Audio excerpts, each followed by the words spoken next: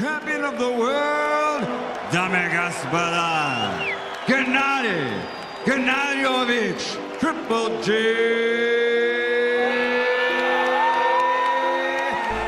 Golovkin. Surprise to some people, but he's got a great jab. Little dig to the body there from Murray with the left. Needs to get a little bit of success if he can. And beside us saying to Murray, catch him when he's coming in. That's where they feel the vulnerability of Golovkin lies, if there is one. Martin, you've been longer with Gennady Golovkin than most people. What's it like being in the ring with him? Tough. Yeah, it was hard. 11 rounds. It was hard. It was a tough fight. But it was a great fight, a great learning experience. I mean, fighting wise, I think what makes him stand out and what makes him so good is that he's good at everything. You know, he takes a shot well, he's fit, he hits hard, his variety, which was the thing with me, what surprised me most about him. You know, we started off at the beginning of the round and ended at first round and he hit me because I'd anticipated this big heavy banger. So when he hit me at first, I thought, I can deal with that, you know what I mean? It's 12 rounds, but I can deal with that. But it was the relentless pressure with him, and the thing, like I said, what surprised me most about him was his variety. Just the way he opened me up, I didn't know where the shots were coming from, and you know, after someone on you constantly like that, and you're hitting with good shots, and they're just taking him because he takes a shot extremely well, eventually breaks you down. That is a beautiful straight right hand, a delayed reaction by Murray. It was a legal punch, it was everything. You know, when you could throw this kind of body punch and score a knockdown with it. You know, the things he does. Well, how hard is the power? The power for me was it was culpable. To be honest with you, when I fought Groves, I felt Groves' power more. His backhand, not his. I mean, you know, Groves goes on about his jab, and you know, Golovkin had a better jab for me. It's solid. Golovkin's distance is just right. He's there, but he's not, and his jabs. Every shot he hits, it is with solid, and you know, he's sticking that solid jab out, and he's got a great jab. And he's got good power in his right hand. But like I said, I thought Groves had more power. As in one punch and a backhand. But the thing what surprised me most was just the way he opened me up. You know, I didn't know where the shots were coming from, and when you've got kind of like every shot's hard and you don't know where they're coming from, and eventually he gets you in shots that you don't see, like he got me with that, you know, the right hand that put me down at first. I think it was in round 4, which changed the whole dynamics of the fight. But you know, we'd kind of like practiced on him because he's got a big left hook to the body. We've practiced on that left hook, and when he hits you, like just riding it out.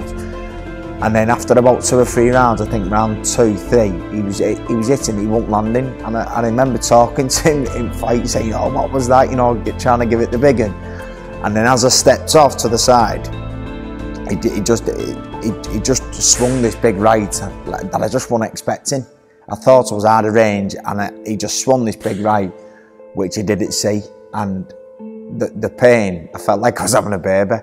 The pain that ripped through my body was ridiculous, and yeah, it's just little things like that. Like you don't see where the shots are coming from. Onto the top of Murray's head. No matter how good the defence, he's determined to find a way through, and is he doing just that here? That was it. Golovkin trying to unload now, and Murray looks a little unsteady on his feet there. It's a good job there isn't. You were saying there, you were giving him a bit of lip in the ring about, you know, Yeah. What was his emotion like when you were saying that? Did he say anything back, or was it just that icy cold Eastern Bloc? Just emotionless. Yeah, just it was kind of, now looking back, it's kind of like, okay, but I know I'm going to get you, you know what I mean? And he's just done you. And he hit him with shots. I think it was in, well, I spent most of that night on them ropes, but I think it was in about round 8. I was on the ropes, and I just started coming back into it then because I'd recovered from the body shots. And I think I hit him on ropes with this combination we're working on. It was like a right uppercut, left uppercut, right up, left hook. And it hit him just on the bottom. And he just stepped back, just nodded, and just ploughed straight back into me. You know what I mean? And he was, it's just like he's in there, he's doing a job, and you know, he's kind of like don't let things affect him, and yeah, he just he's in there and gets stuff done. When you hit him cleanly and he just smiled back and nodded, did you think, well, this isn't the night now? Yeah, I thought, this is a long night. This is going to be a long night. But yeah, I mean, the whole experience was good. The build up for me. In the ring, there's an aura about him. You know, obviously when you're in there and you stood facing him and you know you're going to fight, you've anticipated everything that's going to happen, but then, you know, all that's away, and it's just you and him in the ring. So he has got this aura, and you're thinking, yeah, this is going to be an hard fight, and you know it is. Obviously, you only have to see all his other fights to know how good he is. But the whole before, during, after for me, it was just a great experience. Apart from when I was obviously on the canvas. What was his size like? Because yourself, you're a very, very big middleweight. There can't be many bigger than you. So what was he like size-wise? I mean, he wasn't. It was like he was perfect for a middleweight. You know, he wasn't too small, wasn't too big. He was just built right, a bit shorter, a bit bulkier. Yeah, and I mean, like I've always said, the perfect weight for me would be 11-10. You know, I'm too big for the middleweight, it kills me making the weight. Too small for a light. In between, 11-10 would be perfect for me. It's like 11-6 is his perfect weight. You know, the way he does it, the way he comes in the ring, he's strong, he's fit, and he's ready to go. What's he like outside the ring? It seems since your fight, I've seen him on Twitter messaging you good luck messages and stuff.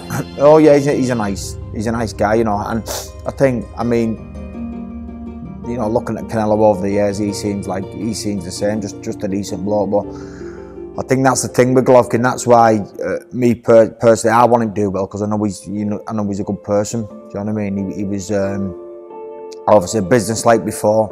You know, everybody's the same. You meet each other. You know, you're shaking hands, but you're thinking you're gonna get it. That's just the way the business works. But after, you know, he wasn't sad again. We met up the day after the fight. I went to me and Andy McCarmy, then agent, and a couple of us. I was with my wife Gemma. We went to a place where there was all having summer heat, and it was mad because where we was in like Slammers Bar in Monte Carlo. There was hundreds. It was a big, massive party. Everybody was cheering, singing songs, even though it just been beat. And then we just went down to their little private party, and there was about 12 of them just all having summer heat, just dead quiet, like very, very professional and business like. But yeah, went and met him, just had a drink with him, you know, had a little chat, and yeah, we've kind of like, you know, I wish him luck for his fights, he wishes me luck for my fights, things like that. We just kind of like got that mutual respect for each other, I suppose. How good is the fight? Yeah, I think it's a great fight. Yeah, you know, we was on about it in gym yesterday, and I'm picking Golovkin. I've been in with him, and I know what it's like in there with him. Jamie Moore, Rocky Fielding, they're going with Canelo.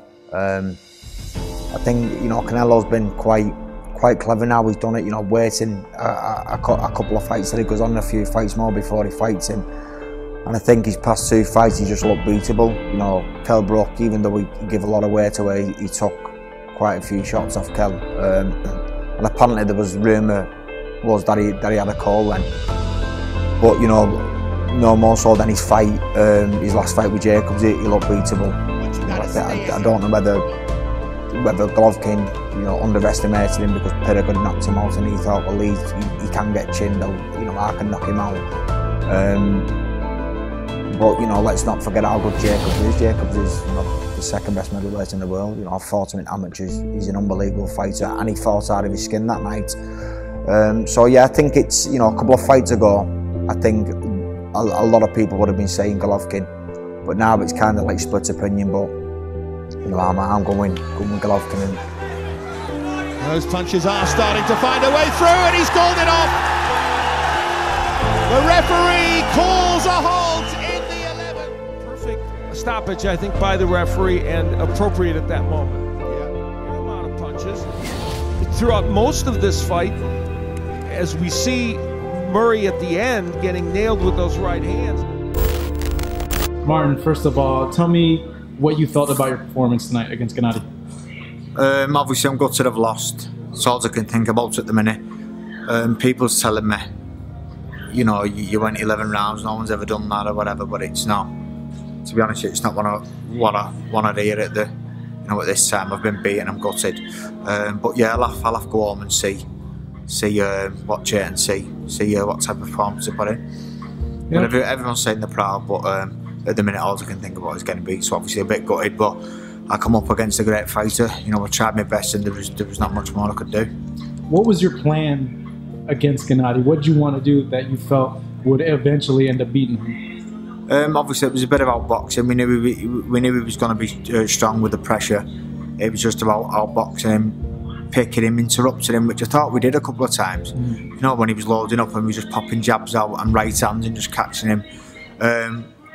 You know, and obviously hitting with body shots, but it was quite, I thought I hit him with a couple, but it was quite hard landing him, do you know what I mean? And quite risky as well, because obviously it's hard and the pressure he puts on you. But yeah, we had a few things, and you know, they worked in sparring, but sparring's a different kettle of fish, you know, when you're fighting someone like Golovkin with 10-ounce gloves on, you know what I mean? When the knockdown happened, the first one, tell me what was going on through your mind. Take me through that, and then take me through the second one.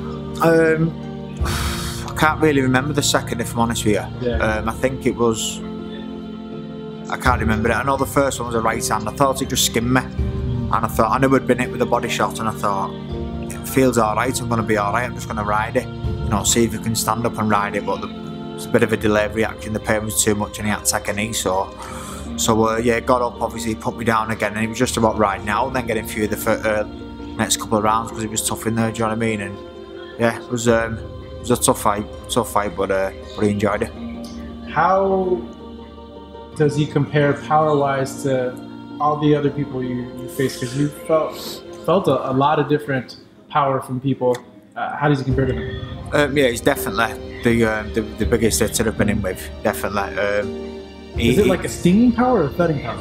It was like a thud. Yeah. Yeah, it was like a thud. Yeah, he definitely hits hard. And it wasn't just that.